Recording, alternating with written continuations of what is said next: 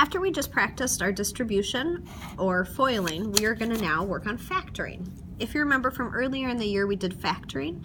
Factoring just means what did it come from? So I'm going to give you these kind of problems, and we're going to actually find what parentheses they came from. But before we start, we want to kind of come up with an idea of how we can do that. So what we just watched was the video of how to distribute this. So if I distribute, I end up getting x squared, because I did that, plus 3x plus 5x plus 15, which gives me x squared plus 8x plus 15. You might have noticed on those problems that we just watched that it always ends up being x squared. There's a number with an x and then a number by itself. If I look here, I want to know, does this 15 have anything to do with the numbers at the beginning? So I'm kind of looking back up to here. Does that 15 come from anything? Well, if I look, isn't 3 times 5 15? Which makes sense because that's how I got that number here. I did 3 times 5. Now I want to look and say, well, what about that 8? Does that 8 come from anywhere with those numbers above? So how could I get 8 from those? Oh, it comes from adding 5 plus 3. So what we have just seen is there's this pattern that exists in all of these problems. So the pattern that I see is that it always ends up being, well, I guess let's write it this way. It always ends up being x squared plus the numbers added times x plus the numbers multiplied times x. So that's kind of the pattern that we're seeing exists there, and that's how we would unfoil or factor it, is we're trying to figure out what parentheses did it come from. Okay, so let's try one. That might make it a little easier. So if we remember, the middle number is what do they add to get, what two numbers add to get 10, and then this is what two multiply to get 10. So we kind of have to think through what multiplies to get 16. Well, I know 1 and 16 do, but that doesn't add to get 10. 1 plus 16 isn't 10. 4 and 4, well, 4 times 4 is 16, but 4 plus 4 is not 10.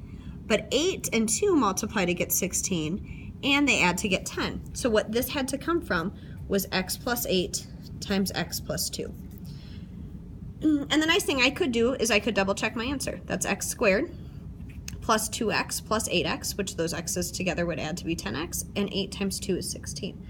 So again, we're always looking what adds to get this middle number and what multiplies to get here. So now we have another one. So what multiplies to get 16 but adds to get 8? Well, we already know it's not 8 and 2 because those they add to get 10. But 4 times 4 is 16 and 4 plus 4 is 8. So that's what it came from, was x plus 4 times x plus 4. Again, 4 plus 4 add to get 8, that's why we use them, and they multiply to get 16. Okay, what multiplies to get 6 but adds to get 5? Well, sometimes if you're a little stumped, I kind of just make all my list of what multiplies to get 6. Well, 1 times 6 does, and 2 times 3. Which of those would add to get 5? Well, 2 and 3 add to get 5, so that's what it came from, was x plus 2 times x plus 3. That's our factoring. What were the parentheses that started it? Let's do a few more examples. Multiplies to get 20, but adds to get 12. Well, multiplies to get 20 is 1 and 20, 2 and 10, 4 and 5. So then I look, which of those adds to get 12?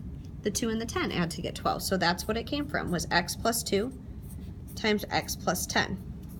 Those of you who did the diamond worksheet are going to realize why we did those diamonds. It's the same thing as figuring this out. What multiplies to get 12 but adds to get 7? Well, 12 would be 1 times 12, 2 times 6, 3 times 4. Which set of those add to get 7? The 3 times 4 do, so then it's x plus 3 times x plus 4. Now here's where we start to get tricky, when I have negatives involved. If they multiply to get a negative, it means one of the numbers has to be negative and one has to be positive. So I'm still thinking of what multiplies to get 16, which would be 1 and 16, and 2 and 8, and 4 and 4. Now here though, one of them is negative. I know that because it multiplies to get a negative. I also know that the higher of them are negative because they add to make a negative. So it would be like this. Now I think which set of those gives me -6 when I add it? And it appears to be this one right here. So that means it's x plus 2 times x minus 8.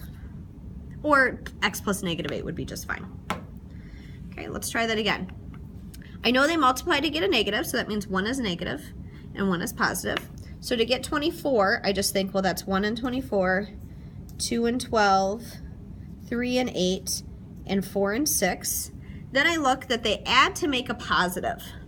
Well, if these two sets add to make a positive, it means the higher of the values must be positive, making the lower ones negative. So I think which of those then would add to get +2? And it looks like it's these ones. So that means it came from x minus 4 times x plus 6. Okay? Now it's something slightly different. I see they multiply to make a positive, excuse me, but add to make a negative. That means they both must be negative, because if they multiply to be a positive but yet add to be a negative, they both have to be negative to get that negative value here. So to get 8, it's 1 and 8, 2 and 4. I think that's it to get 8, right? So which of those, because they would both have to be positive, would give me -6? It's this 2 and 4. So here it is x minus 2 times x minus 4. Last one, this seems to be the one that throws everybody off, is they multiply to get a -30, which again means one of them has to be negative, and they add to get a +1, because there's no number there, so the number I could place in front of x to keep the value the same would be 1. So let's think of 30. It would be 1 and 30, 2 and 15, 3 and 10, can't do 4, 5 and 6. They add to make a positive, so that tells us the larger of the numbers are positive. And when I say the larger, like 30 is larger than 1 and 15 is larger than 2. So these must be my negatives. And which then would combine to give me a +1. I think it's down here. So that would be x minus 5, sorry, I'm going off the paper there, times x plus 6. So when doing these problems, you don't have to make this list if you can see them quickly on your own. But if you need to, it helps. So to recap, they always add to make the middle number. So I have x squared plus something times x plus something. They always add to get this number, multiply to get this. If I know that this is negative, it means I have one negative and one positive. So it's kind of, we really have to think of our number for x with integers to solve these.